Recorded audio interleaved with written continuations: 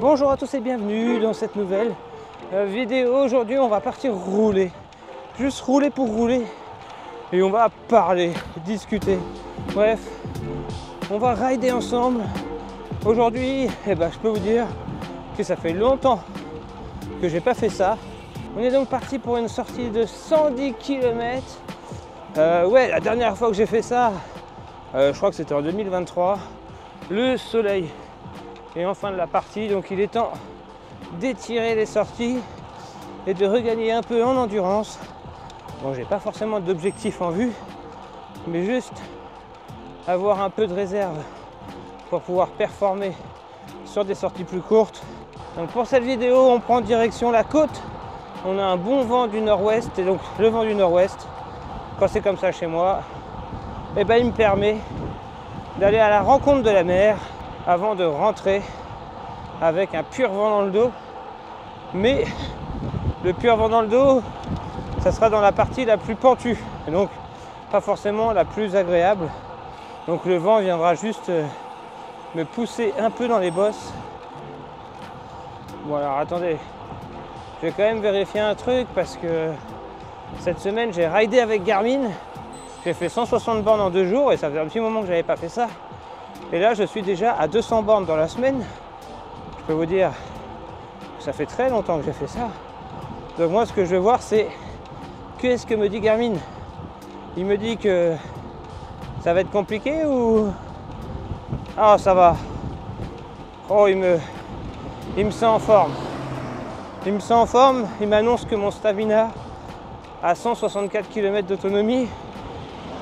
Il a vu que finalement le pépère s'était peut-être un peu endormi en début 2023, mais il avait de bons restes dans les jambes.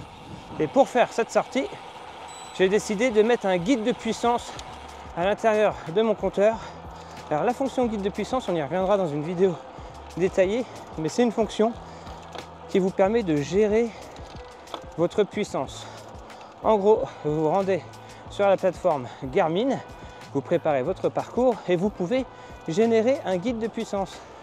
Ce guide de puissance, il va se baser sur votre FTP mesuré sur les dernières sorties, sur le poids de votre vélo et sur le niveau de difficulté que vous avez envie de donner à votre sortie. En gros, si vous voulez vous la couler douce ou au contraire être assez rapide. Et donc il va se baser sur votre FTP pour déterminer pour chaque section, chaque bosse, chaque descente, chaque plat, la puissance que vous allez devoir mettre dans le pédalier. Et comme ça, si vous vous y tenez, normalement, vous arriverez à bon port avec encore un minimum de jus. Bref, vous n'allez pas vous cramer. Le plus dur maintenant, ça reste à le respecter. Surtout en début de sortie, quand vous êtes frais, vous avez envie d'appuyer un peu plus. Et regardez, juste à gauche là, tout a été déboisé et le relief, il a révélé quoi? Qu'on avait à l'époque une belle motte féodale. Et oui, et ça c'était enseveli sous la végétation. Et le fait d'avoir tout coupé, ça ça révèle les traces du passé. Allez, 272 watts et pas un de plus dans cette première bosse pour pas me cramer. On va respecter.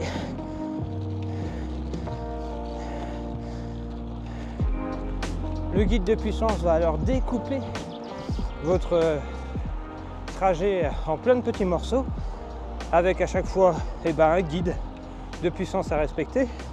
Et vous avez à gauche votre puissance actuelle et à droite la puissance moyenne sur le segment. Et en gros, si à la fin du segment vous avez trop forcé, vous savez que vous êtes au-dessus des précisions, donc attention. Et si vous êtes en dessous, alors pas de problème, vous serez un peu plus lent, mais vous en aurez encore dans les jambes à la fin de votre sortie. Donc là maintenant, 3 km 13 à 184 watts. Et ce qui est cool avec le guide de puissance, c'est que ça vous permet de vous familiariser avec l'environnement de la puissance sans que ce soit complexe, sans entraînement spécifique ou autre. Juste réussir déjà à conserver la puissance indiquée. Donc là, il faut que je roule en 180 watts. Et ben on va faire en sorte de rouler à 180 watts. Alors pour pouvoir arriver à bon port, bien sûr, la gestion de la puissance que vous allez mettre dans le pédalier va avoir un rôle, mais surtout ne jamais oublier l'hydratation. Si vous le savez, enfin vous le savez sûrement, mais avec Garmin comme n'importe quel autre compteur, le compteur est dans la capacité de vous dire combien d'eau vous devez boire. Enfin non, ça peut vous mettre une alerte aléatoire, alors que le Garmin lui va vous mettre une alerte plus précise par rapport à votre FC, par rapport à l'effort que vous avez fait. Ça va vraiment vous déterminer combien de millilitres d'eau vous devez absorber pour pouvoir continuer la sortie. Et c'est là où vous allez vite vous rendre compte finalement qu'en règle générale, lorsque vous faites du vélo, vous ne buvez pas assez. On ne boit pas assez parce qu'on est limité dans la capacité à emporter de l'eau. Si vous ne voulez pas vous arrêter toutes les 2 heures, même moins que les 2 heures en fait, dans un cimetière pour ravitailler, on est souvent en gestion. Donc on boit, le compteur nous alerte, on boit 1 fois sur 2, mais dans tous les cas, faire ça, c'est vous déshydrater et donc de perdre en performance. Donc si vous voulez vraiment être sûr de pouvoir aller au bout de votre sortie, les puissances respectées plus l'hydratation, il n'y aura pas forcément besoin d'un apport en plus en nutrition. Enfin moi je trouve pas pour 100 bornes, ça peut être réalisable sans. Si vous respectez bien ces 2 choses-là, votre Garmin va pouvoir largement vous aider et contribuer à la réussite de votre défi, de votre objectif des 100 bornes. On a la chance aujourd'hui d'avoir des outils très performants, capables de vraiment vous aider. Là où avant, c'était juste une remontée d'informations, maintenant c'est carrément un vrai coach. Vous avez un vrai coach au bout de votre centre. Mais là je suis quasiment à vous parler, je suis vraiment en sous-watt sur ce secteur. Je n'ai fait que 140 watts de moyenne, alors que je devrais être à 184. Je vais être en retard sur mon timing horaire. Pas grave. Allez, on arrive à Lisieux. Avec les aménagements urbains partout, vous allez voir. Toujours très agréable la ville.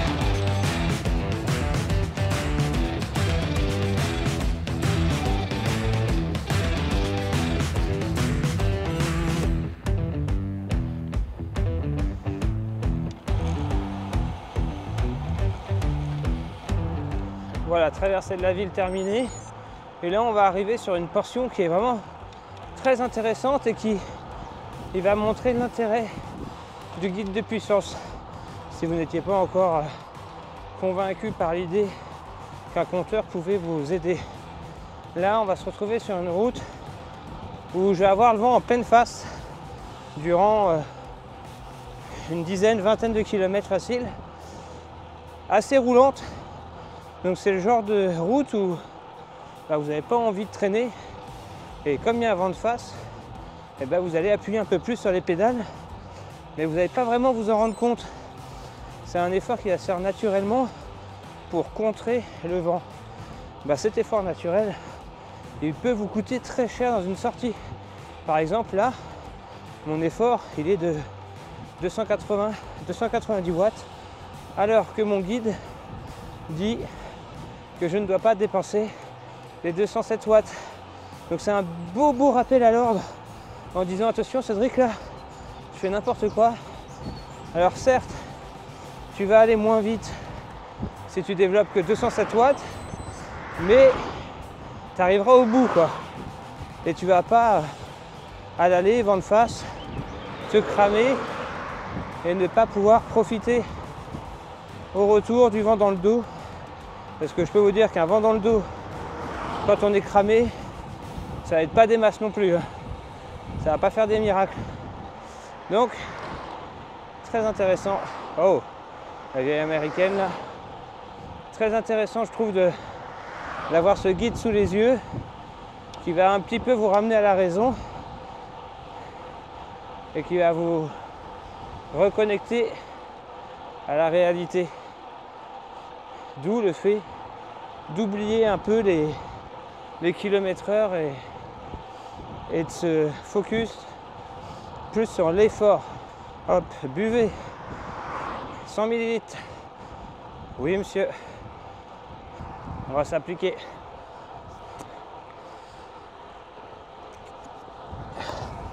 Hop. Alors je sais que vous allez être nombreux à dire arrête Cédric avec ta technologie. Le mieux c'est de s'écouter en fait. T'écoutes ton corps et tu pourras aller toujours plus loin. Alors ouais, je suis d'accord avec ça, mais moi je prends mon cas. Hein. Lorsque j'ai voulu réaliser mon premier 100 km, je me connaissais pas encore. Hein. Je n'avais pas encore connu de défaillance ou autre. Donc écouter son corps, ouais, mais faut-il le connaître? Et donc je trouve que Garmin, par l'analyse de la data, donc de la puissance, du cardio, de la cadence, et en plus, encore plus, si vous avez tout l'écosystème avec la gestion du sommeil, etc., je suis quasiment convaincu que le Garmin en sait beaucoup plus sur vous que vous et est capable comme ça de vous aiguiller et de vous prodiguer des bons conseils. Moi en tout cas c'est ma façon de faire du vélo. Je sais que beaucoup sont plus à l'ancienne et sont aux sensations.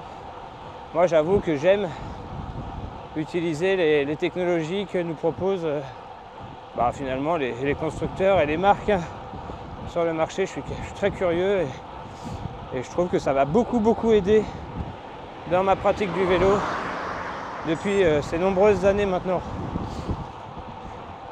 Salut!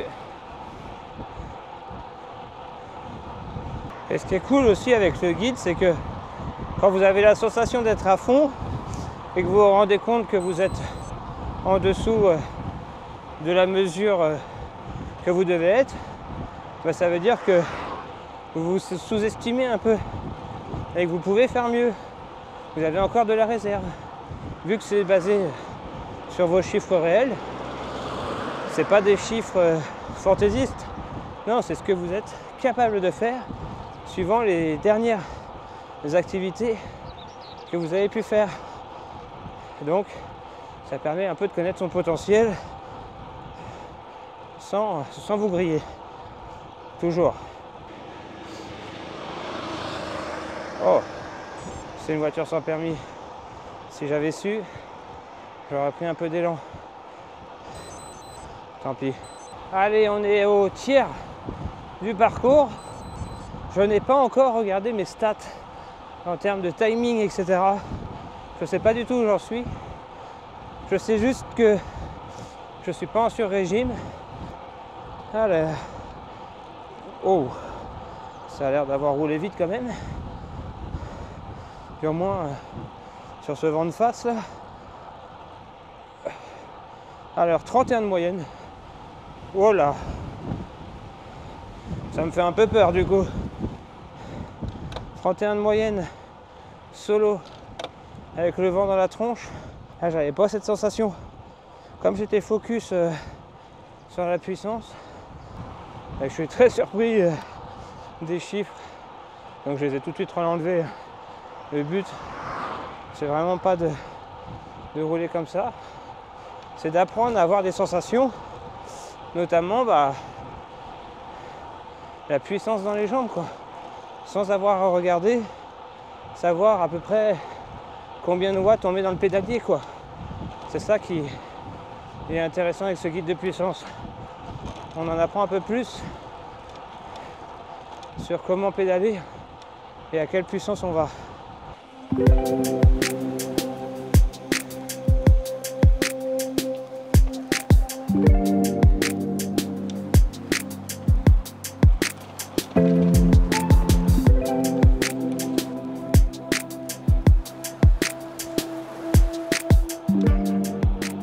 C'est pareil, quand vous faites un 100 bornes, oh les odeurs de bouffe. Oh, le sacrilège de faire du vélo à cette heure-là. Quand vous passez en ville, tout le monde mange. Ça... Ouais. Les autres paramètres à prendre en compte quand vous faites un 100 bornes, c'est bien sûr la météo et plus particulièrement le vent. Il faut vraiment partir vent de face parce que sinon très compliqué à gérer. Et surtout, trouver un objectif, une motivation de mi-distance quoi. Votre point de chute, ça doit être un truc qui vous donne envie quoi. Qui, je sais pas moi, soit parce que vous n'y avez jamais été, soit parce que vous aimez vous y poser 5 minutes avant de repartir. Mais c'est ce qui va vous faire vous motiver sur la première partie qui est souvent la plus compliquée avec le vent de face, etc. Donc essayez de trouver un point de chute sympa. Ça c'est toujours ce que j'ai fait moi, perso. Quand je fais du vélo, c'est que le parcours me fait kiffer quoi. Bonjour. Si vous êtes parisien et que vous allez à Deauville, vous devez reconnaître les lieux. Nous voici sur la route de sortie d'autoroute, là où ça bouchonne souvent, où vous devez prendre votre mal en patience, surtout depuis l'installation des feux. Bref, voilà, c'était la petite aparté pour les Parisiens d'entre vous. Ça circule plus sur la route du retour que pour venir. Sur cette route, c'est le genre de route où tu te fais doubler par une 205 en 14 et juste derrière, tu as une Lamborghini en 75, vous voyez. On ne sait jamais trop ce qui nous arrive dans le dos, quoi.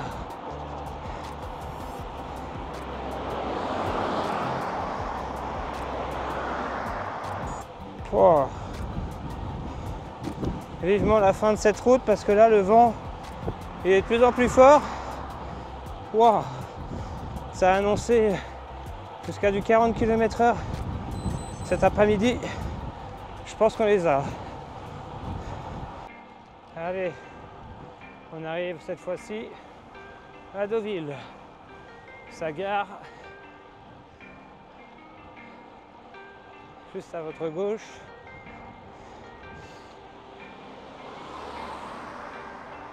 Le quartier de la gare qui est en train de se refaire une beauté.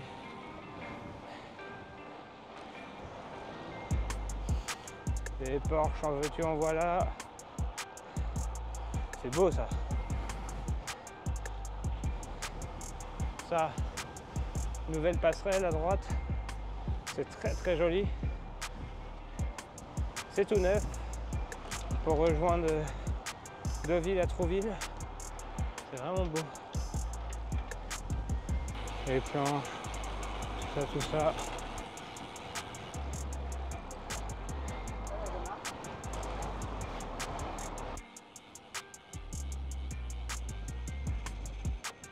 Bon.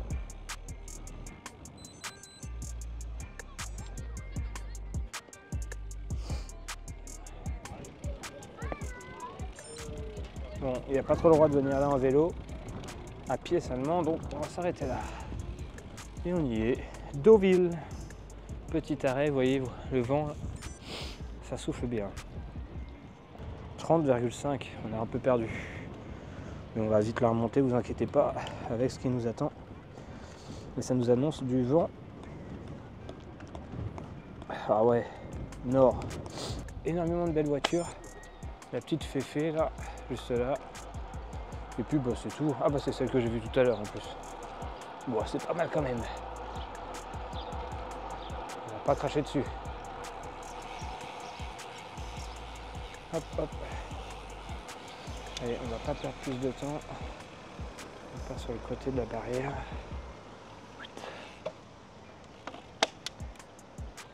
Oh, oh la Porsche, elle est magnifique. Oh vous l'avez loupé, mais une Porsche d'un bleu. Oh, c'était beau. Alors ça, pour les sportifs d'entre vous, hein, vous devez reconnaître, Le triathlon de Deauville passe par ici et je crois qu'il tourne quelque chose par là à gauche ou quelque chose comme ça pour ensuite aller chercher la bosse de Saint-Laurent-du-Mont. Je vous mets la vidéo en haut à droite de l'écran si vous ne savez pas ce que c'est, mais c'est un chantier et à chaque fois c'est un vrai régal, que ce soit en spectateur ou sur le vélo. Cette bosse, c'est du pur kiff, même si ça fait très mal aux jambes. Regardez cette baraque, il faut vraiment que quelqu'un s'amuse à la refaire. Elle est énorme et je crois que c'est ce qui va se passer parce que ça a l'air d'être en travaux. Allez, à Villers-sur-Mer, on va quitter la côte et on va regagner tout le D+, en un seul coup quasiment, pour remonter sur un plateau. Donc, grosse côte. Oh le vent.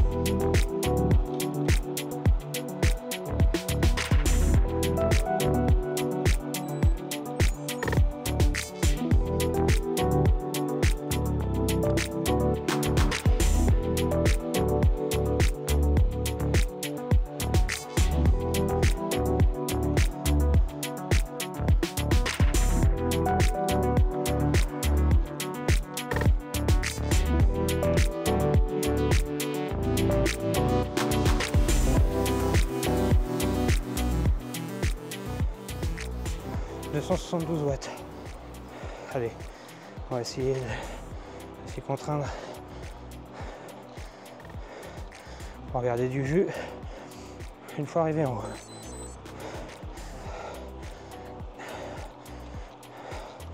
Allez, on se retrouve là-haut. Allez, j'ai respecté à la lettre. 272 watts demandés. J'ai fait 274 dans la bosse. Là, il faisait chaud quand même. Wow. Tout en gestion. Mais la récompense, c'est que au prochain rond-point, on tourne à gauche et on a le vent dans le dos.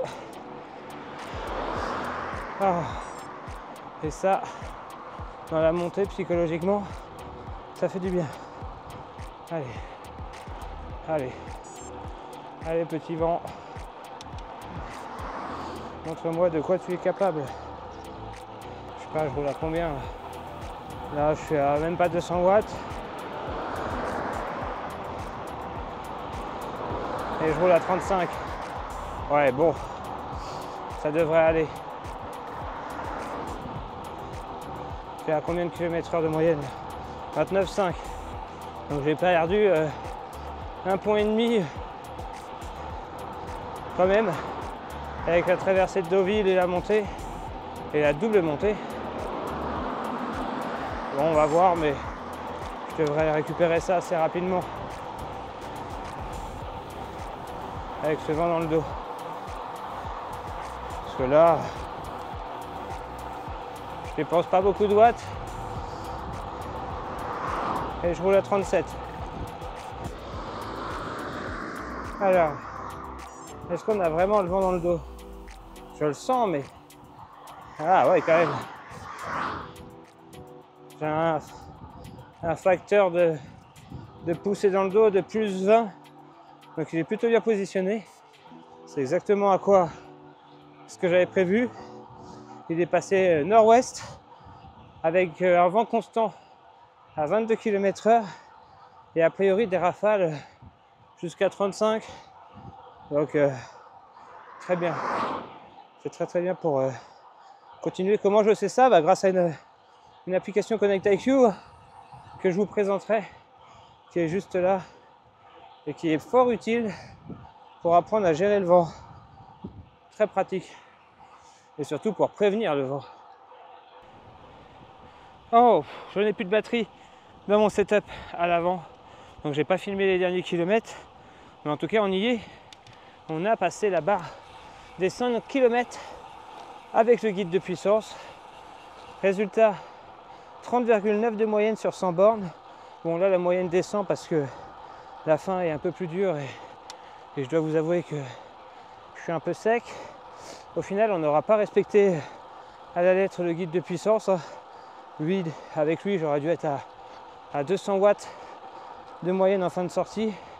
Là je suis plus à 184, donc j'ai été un peu en dessous, mais bon, j'ai fait ce que j'ai pu. En tout cas ça m'aura permis une chose, ce guide de puissance, c'est de ne pas me cramer dans les moments les plus importants, c'est-à-dire vent de face, dans les montées. Ça permet de me raisonner, surtout au début de parcours, quand vous êtes frais, vous avez envie d'aller plus vite et d'en mettre toujours un peu plus. Et c'est à ce moment-là que vous usez inutilement vos forces, parce qu'en plus vous êtes vent de face. Donc ok, vous avez réussi à avancer, vous êtes content, mais vous allez le payer même avec le vent dans le dos au retour. En tout cas voilà, c'était mes petits tips que j'ai toujours utilisés pour faire mes sorties et que je continue à utiliser, même si j'en suis plus à mon premier 5 bornes. Je continue à utiliser ces points de repère, ces petits guides, cette gestion du vent, du parcours, etc. pour me faciliter la tâche lors de mes sorties longues solo. Parce que autant quand on est à plusieurs, le temps passe plus vite, mais quand on est solo, et si on se retrouve en difficulté, là ça peut être une vraie cata. Allez, j'espère que cette petite vidéo à la cool vous aura fait plaisir de remonter sur mon centre comme ça. Et on se dit à très vite pour une prochaine vidéo avec de nouveaux conseils, de nouveaux paysages. Bref, 100% vélo en tout cas. Allez, ciao, à la prochaine. Bye!